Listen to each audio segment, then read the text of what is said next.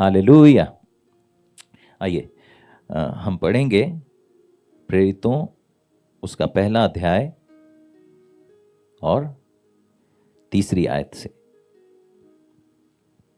प्रेरितों के काम पहला अध्याय तीसरी आयत। लिखा है, उसने दुख उठाने के बाद बहुत से पक्के प्रमाणों से अपने आप को उन्हें जीवित दिखाया और 40 दिन तक वह उन्हें दिखाई देता रहा और परमेश्वर की राज्य की बातें करता रहा। हालेलुया। ये प्रभु यीशु मसीह के जीवन के विषय में पुनरुत्थान के बाद उसने दुख उठाने के बाद बहुत से पक्के प्रमाणों से अपने आप को उन्हें जीवित दिखाया।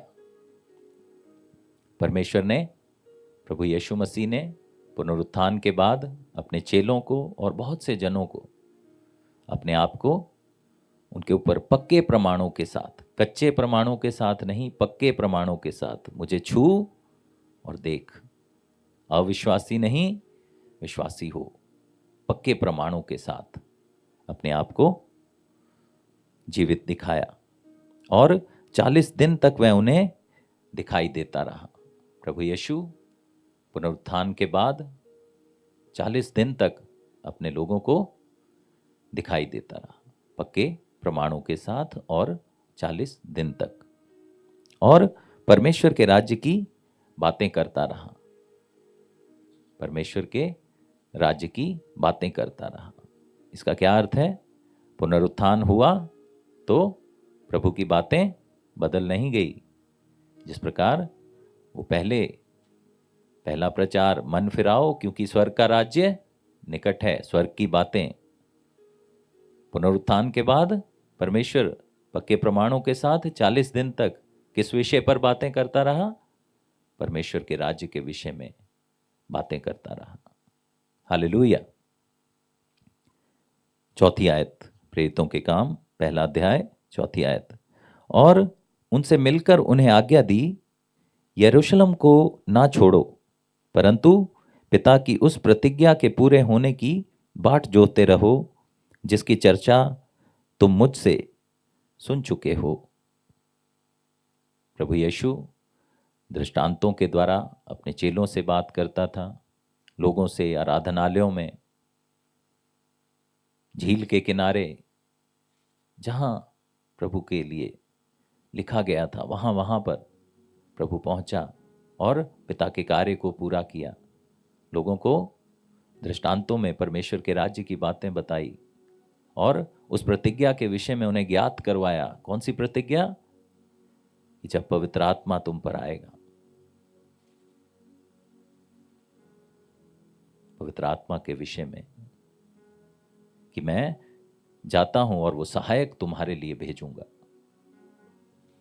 मेरा जाना आवश्यक है, मेरा जाना जरूरी है। तुम्हारा शोक जो तुम्हें अब होता है वो आनंद में बदल जाएगा। प्रभु पुनरुत्थान के बाद क्या सचेत कर रहा है, किस विषय में बता रहा है? कि तुम यरूशलेम को ना छोड़ो, प्रभु के कलाम को ना छोड़ो, उस पर विश्वास करना ना छोड़ो, उसकी राहों पर चलना ना छोड़ो, उसके पीछे चलना ना छोड़ो। यरूशलेम को ना छोड़ो। परमेश्वर सत्य है, प्रभु यीशु द्वार है, उसी के द्वारा स्वर्ग के राज्य में प्रवेश है। प्रभु के द्वारा ही मेल मिलाप है परमेश्वर के साथ। वो अलगाव किसी और रीति से परमेश्वर के साथ फिर से मेल मिलाप केवल यीशु मसीह के द्वारा। खुदावंद कह रहा है, यरूशलेम को ना छोड़ो, परंतु पिता की उस प्रतिज्ञा के पूरे होने की बाट जोहते रहो, बाट जोहते रहो, देखते रहो, उस आशा में लगे रहो, उस विषय पर मनन करते रहो, उसी की बातें सोचते रहो, उस प्रतिज्ञा की बाट जोहते रहो। खुदा ने कहा है, यीशु ने कहा है तो होगा। यरूशलेम को ना छोड़ो और उस प्रतिज्ञा के पूरे होने की बाट जोहते रहो कि पवित्र आत्मा उतरेगा, वो आएगा। हालेलुया। जिसकी चर्चा तुम मुझसे सुन चुके हो, उसके विषय में मैंने बहुत सी बातें जो हैं तुम पर प्रकट कर दी हैं। प्रभु हर बात को जो पिता की ओर से अपने लोगों के लिए प्रकट होनी थी, उस हर बात को प्रभु ने प्रकट किया, प्रभु यीशु ने प्रकट किया। जिसकी चर्चा तुम मुझसे सुन चुके हो। जो दूध के प्यासे हैं उनको दूध दिया जाता है, जो अन्न के हैं उनको अन्न मिलता है, जो सयाने हैं उन्हें उस प्रकार की बात दी जाती है। और बहुत सी बातें प्रभु ने अपने पास रखी और कहा कि अभी तुम इन्हें सह नहीं सकते। तो पवित्र आत्मा के विषय में जितनी बातें थी वो परमेश्वर ने, प्रभु यीशु ने हमें बता दी, पहले से बता दी कि तुम इसकी चर्चा मुझसे सुन चुके हो। केवल बाट जोहते रहना, यरूशलेम को ना छोड़ना, और 40 दिन तक वो पक्के प्रमाणों के साथ उनके ऊपर अपने आप को जाहिर करता रहा। हालेलुया। आगे लिखा है 6वीं आयत में, अतः उन्होंने इकट्ठे होकर उससे पूछा, हे प्रभु, क्या तू इसी समय इज़राइल के राज्य को फेर देगा? चेले अब भी पृथ्वी की ही बातों के विषय में सोच रहे थे। वो सोच रहे थे प्रभु परमेश्वर के राज्य के विषय में, मतलब इज़राइल के विषय में बात कर रहा है, और वो यही सोच रहे थे और उससे पूछ रहे हैं कि प्रभु क्या तू इसी समय, उस समय रोमी शासन था, रोम के लोग शासन करते थे, और इज़राइलियों को, यहूदियों को इस प्रकार से जान पड़ा कि परमेश्वर का पुत्र हमें इसी राज्य से, जिसके नीचे वो गुलाम हैं, आज़ाद करवाएगा। क्या तू इसी समय राज्य को फेर देगा? चेले इस रीति से पूछ रहे हैं। उसने उनसे कहा, उन समयों या कालों को जानना जिनको पिता ने अपने ही अधिकार में रखा है तुम्हारा काम नहीं। प्रभु जानता है कि किन समयों को, कालों को परमेश्वर ने अपने अधिकार में रखा है, और प्रभु कहता है उनको जानना तुम्हारा काम नहीं। प्रभु का राज्य को कब फेरा जाना है, प्रभु का आगमन किस समय होगा, कितने और लोग हैं जो अभी बचाए जाने बाकी हैं, कितने और साल हैं जो अभी और आने बाकी हैं, कितनी और पीढ़ियां हैं जो अभी और आनी बाकी हैं, वो खुदावंद के जीवन की पुस्तक जिसमें जो बचाए जाने हैं उनके नाम लिखे गए हैं, जब तक वो पूरे नहीं होते, तो इन समयों और कालों को जानना, प्रभु कह रहा है तुम्हारा ये काम ही नहीं है। तुम इस विषय के ऊपर चर्चा मत करो, ना इस विषय के ऊपर सोचो। तुम अपने प्रयत्नों को सही स्थान पर इस्तेमाल करो, तुम उसको रॉन्ग दिशा में अपने प्रयत्नों को मत लगाओ कि प्रभु ये कब होगा। पिछले साल भी हमने सुना था और अभी तक नहीं हुआ। आप नहीं जानते कितनों का बचाया जाना बाकी है। आप नहीं जानते परमेश्वर की योजनाओं को, जिसने पृथ्वी को पानी के ऊपर ठहरा के रखा है, जो आकाश को बिना स्तंभ के ऊपर खड़े किए हुए है, जिसके चलने से पहाड़ पिघल जाते हैं, जिसकी आवाज से आंधियां, बिजलियां कड़कती हैं, उसकी असीम बुद्धि को आप नहीं समझते, परमेश्वर के कार्यों को आप नहीं समझते।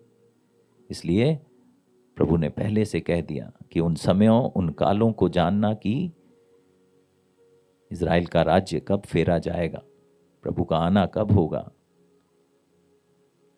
कब कलीसिया का उठाया जाना होगा।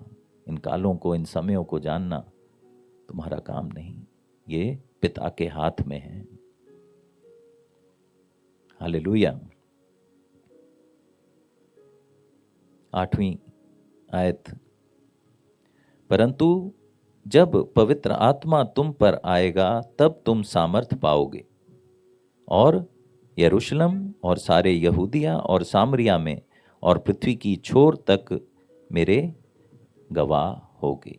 प्रभु ने उस प्रतिज्ञा के विषय में फिर से उन्हें सचेत किया कि अपना प्रयत्न समयों और कालों के विषय में चिंता करने में ना गुजारो, वरन उस पवित्र आत्मा के विषय में सचेत हो जाओ, क्योंकि जब पवित्र आत्मा तुम पर आएगा तब तुम सामर्थ पाओगे। प्रभु का आत्मा जब तुम पर आएगा तब तुम सामर्थ पाओगे, ना बल से ना शक्ति से, परंतु प्रभु की आत्मा के द्वारा होगा। आपका बदलाव, आपका नया मनुष्यत्व आना, आपका नवीनीकरण, आपकी आत्मा में पवित्र आत्मा का प्रभाव के द्वारा बुराइयों का आपके शरीर से निकल जाना, पाप के छुटकारे को पाना, प्रतिदिन विश्वास के द्वारा दृढ़, स्थिर और नए होते जाना, और जो खुदावंत की अधीनता में चलता है, समर्पण में चलता है, अपने जीवन को पूर्ण रीति से समर्पण करता है, वो प्रभु की ओर से बड़े बड़े कामों को करता है, क्योंकि प्रभु ने कहा है तुम मुझसे भी बड़े बड़े काम करोगे। और ये किसके द्वारा होगा? जब पवित्र आत्मा तुम पर आएगा। तुम्हारा शरीर पवित्र आत्मा का मंदिर है, और उसमें जब पवित्र आत्मा आता है तो वो अपना स्थान लेता है, वो अपने मंदिर को साफ करता है, उसे नया करता है। बुराइयां जानी शुरू होती हैं, आपके टेस्ट एंड ट्रायल शुरू हो जाते हैं, क्योंकि अंदर जो सांसारिकता थी अब उसके निकलने का समय आ गया है और आपके तैयार होने का समय हो चुका है। तो थोड़ा सा समय संघर्ष का समय होता है, जिसमें पवित्र आत्मा आप में नया स्थान ले रहा होता है और जो पुरानी चीज़ें हैं वो निकल रही होती हैं। वो कभी वॉमिट के द्वारा, कभी ब्लड निकलने के द्वारा, कभी किसी चीज़ के द्वारा आप में से वो बुराइयां जो हैं वो हर प्रार्थना में, इसीलिए बोलते हैं तो अपना बीज सुबह भी बो और शाम को भी बो, क्योंकि तू नहीं जानता कौन सा फल लेकर आएगा।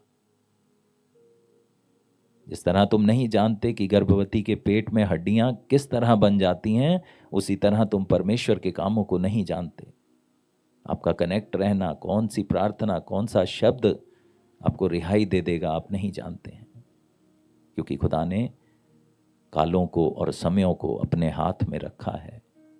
प्रभु कहता है इसके विषय में चिंता ना करो, वरन अपना सारा ध्यान पवित्र आत्मा की ओर लगा दो, वो सामर्थी है। हालेलुया। वो जब आप पर आएगा तो आप गवाह ठहरोगे। आप सच में कहोगे, जैसे आज हम कहते हैं कि जितनों की गवाही है वो अपने हाथ उठाएं। तो हम ऑलरेडी इस बात को समझते हैं और जानते हैं कि पवित्र आत्मा ने जिनके हाथ उठे हैं उनके जीवन में कार्य किया है। वो छू लेता है, आपको आज़ाद करता है। प्रैक्टिकल लाइफ है, लाइफ प्रैक्टिकल है, हालात भी प्रैक्टिकल हैं। जिन सिचुएशन से आप गुजरते हैं वो प्रैक्टिकल हैं। वो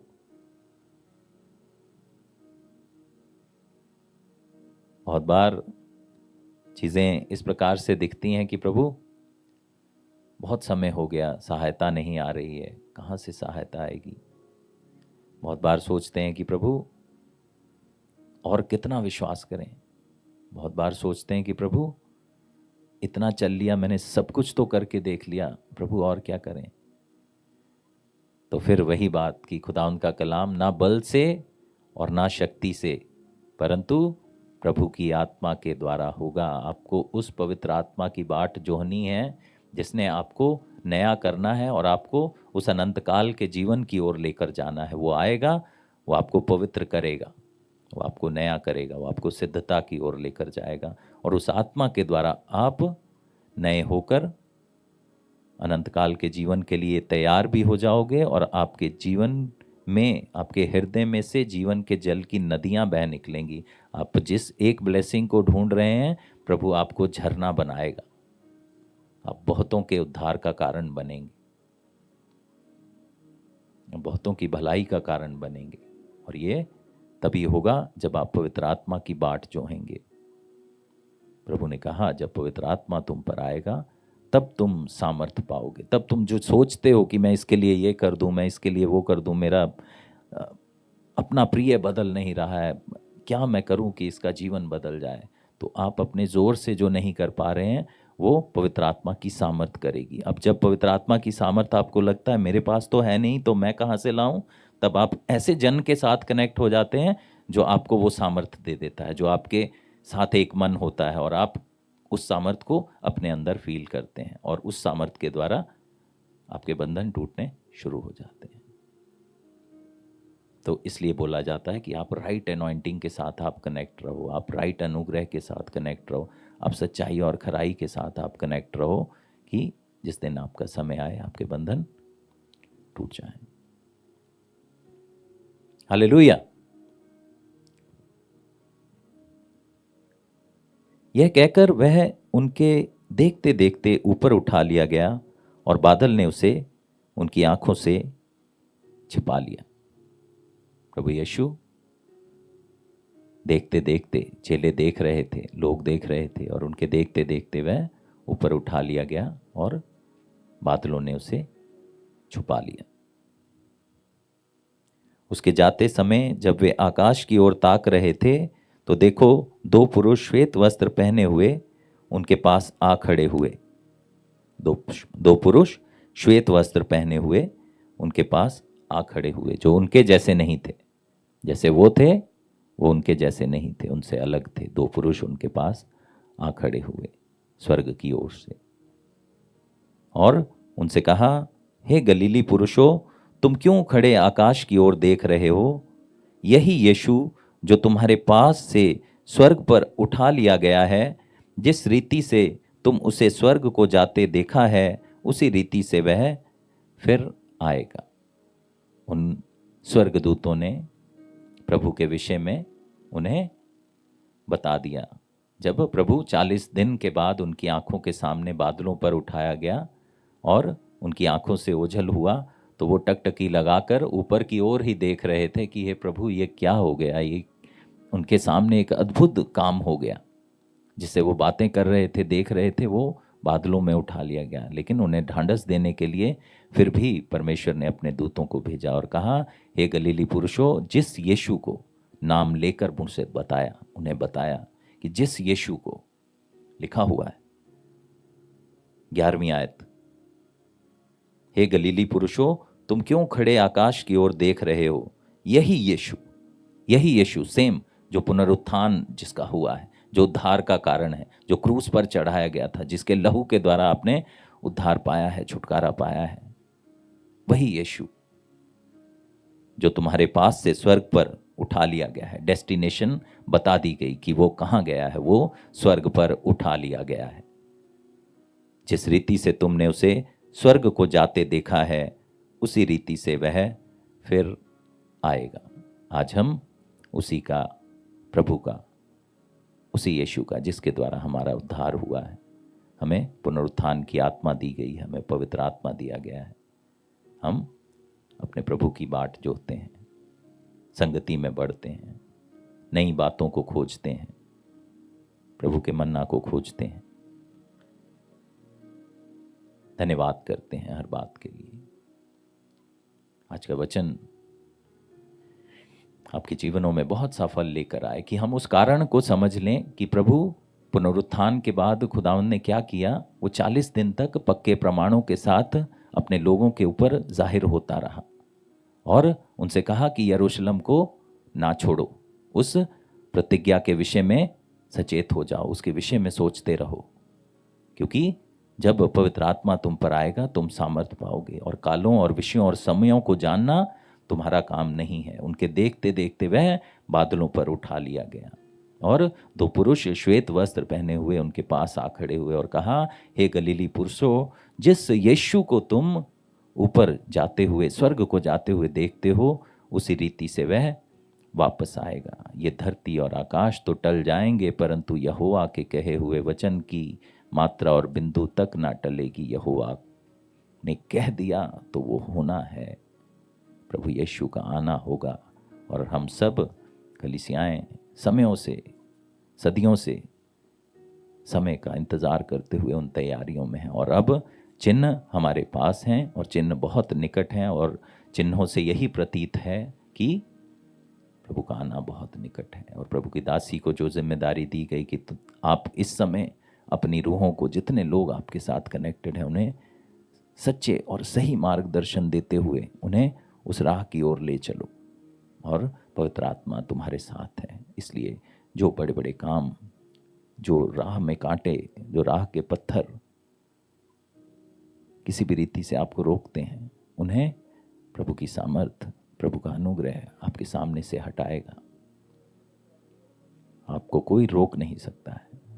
जय आपकी है, क्योंकि यीशु आपके अंदर है, शांति का दाता। प्रभु का कलाम क्या कहता है? मैं तुम्हें वो शांति दिए जाता हूं जो ये संसार नहीं देता।